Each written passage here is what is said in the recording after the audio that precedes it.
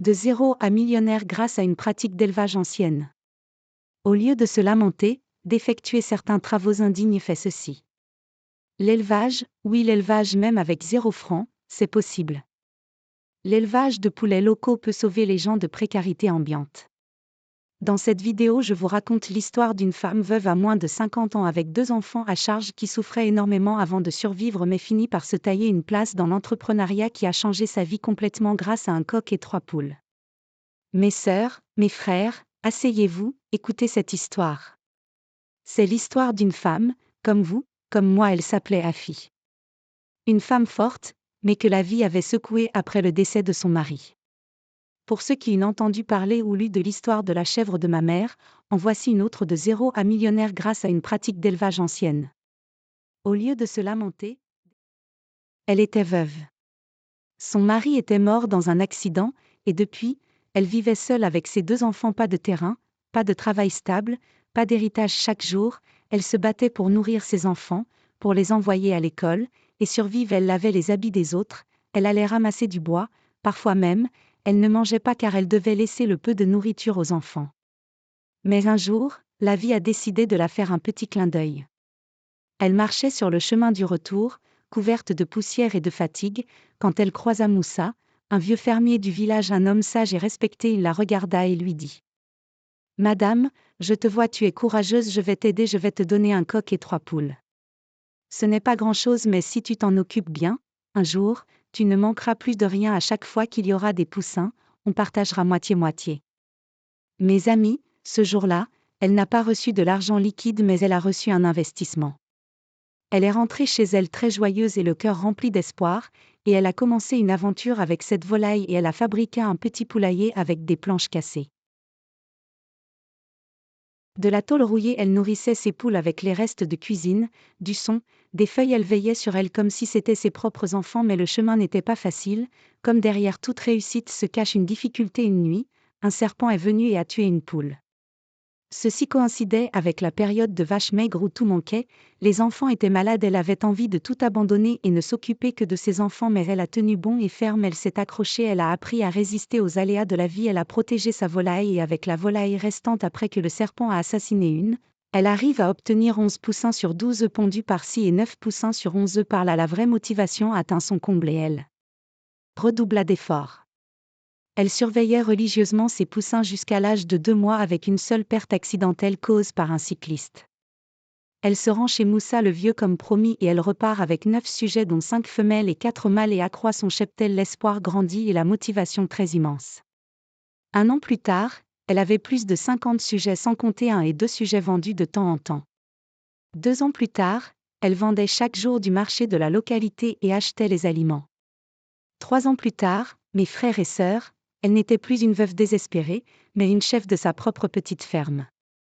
Elle gagnait son argent, elle nourrissait ses enfants, elle avait même commencé à former d'autres femmes sur la stratégie qui a joué en sa faveur car elle n'avait aucune formation en la matière. Alors mes frères et sœurs, retenez ceci. Ce n'est pas ce que la vie te donne qui compte, c'est ce que tu fais avec.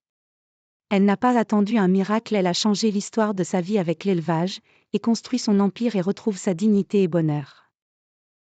Ces mêmes opportunités existent encore, approchez-vous de ceux qui font l'élevage, peu importe le type d'animaux, ils peuvent vous aider. Vous pouvez aller voir un éleveur, le soumettre votre intention de vouloir faire l'élevage. Si après un certain nombre de questions, si vos réponses sont convaincantes, le fermier va vous aider en vous posant ces conditions naturellement concernant le partage.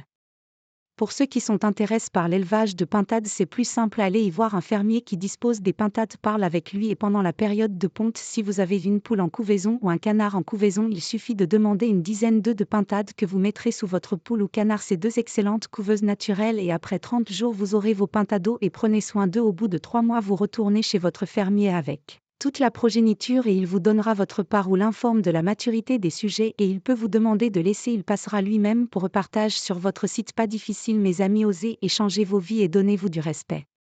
Et si elle l'a fait, pourquoi pas vous ? Vous pouvez commencer quelque chose, que ce soit une chèvre, un mouton, un canard ou de pintade, vous allez sortir la tête de l'eau si vous vous donnez à fond. Je vous recommande de lire La chèvre de ma mère de Ricardo Kanyama pour savoir comment la réussite ne vient jamais facilement mais avec beaucoup de sacrifices. C'est pourquoi sans aucune notion sur comment bâtir un capital vous pouvez commencer mais rester en chemin lorsqu'un obstacle se présente. Exemple. Face à une maladie vous pouvez tout vendre et revenir à la case départ alors que ce faisant vous tuez votre chèvre et ne pourra plus vous donner des progénitures pour accroître votre projet. L'éducation sur le développement personnel et sur l'indépendance financière et une dose de disciple est très important pour chaque personne qui veut sortir de la pauvreté. Dans la prochaine vidéo, nous allons vous montrer étape par étape les stratégies que cette femme a mis en place pour sortir de la pauvreté avec 0 francs comme capital. Cet type d'élevage consiste à confier un ou plusieurs animaux poules, moutons, chèvres, bœufs à une personne qui ne les possède pas, mais qui a la capacité et la volonté de les élever en retour. L'éleveur emprunteur s'engage à en prendre soin, et à la reproduction, une partie des petits revient au propriétaire initial de l'animal. C'est une forme de crédit en nature, basée sur la confiance, la solidarité et le partage des bénéfices. Les avantages de ce système, c'est de faciliter l'accès à l'élevage pour les personnes sans capital, accroître le cheptel dans la communauté de manière solidaire. Réduire la pauvreté par la transmission de moyens de production d'animaux.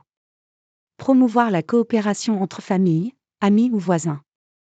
Dans certaines régions du Togo ou du Burkina Faso, etc., une femme peut recevoir une chèvre d'une ONG ou d'un voisin. Elle élève la chèvre, et à la première mise bas, elle remet un chevreau au donateur, et garde les autres. Après 2 ans, elle peut faire de même avec une autre femme de son village, elle transmet une jeune femelle à sa voisine en perpétuant ainsi le cycle dans les communautés. Merci et à bientôt dans une nouvelle aventure. Abonnez et aimez pour nous soutenir si vous êtes nouveau sur cette chaîne.